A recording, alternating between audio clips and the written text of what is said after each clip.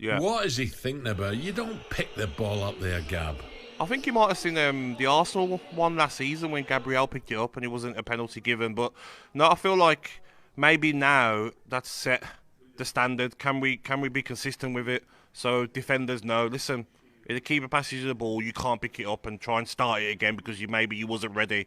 So I do get the penalty given, but I do feel if that's on the halfway line, Ray, and Tielemans passes it to McGinn and he's like, oh, hang on a second, gives it him back. I don't think the referee would give a free kick to the opposition. So maybe the referee wanted a bit of the glory as well, but I think Tyrone Mings will learn off that silly mistake that ended up costing Aston Villa the game. Okay, the fault lies with the player.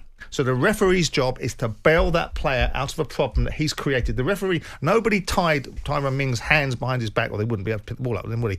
Nobody made him do what he did besides his lack of awareness. Okay? Thomas Tuchel went demented last year and suggested that the referees should be doing their jobs. But was he right to have done? Because on that occasion, the referee applied common sense. And for me, and for all of us, he did a huge mistake in not giving a hand penalty. I know it's a crazy situation, but they put the ball down, he whistles, he gives the ball free, and the defender takes the ball in his hand. What makes us really angry is the explanation on the field. He told our players that it's a kid's mistake and he will not give a penalty like this in a quarter-final. This is a horrible, horrible explanation because that means he's judging now handballs. It's a big kid's mistake, adult's mistake, or whatever. It's we feel angry because it's a huge decision against us.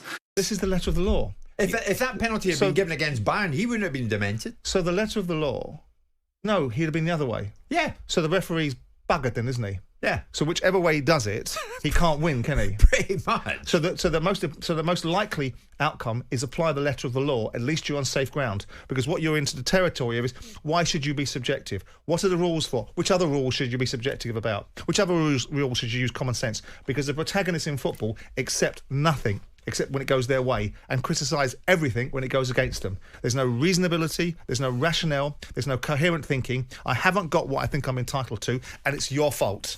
It's Tyrone Mings' fault. Tyrone Mings was not switched on. He put himself in the way of his decision, and the referee applied the law. And whether we like it or not, or whether some pious referee that's no longer refereeing anymore wants to pop up and suggest there's an unwritten law about how you apply common sense, then I don't think it helps the case.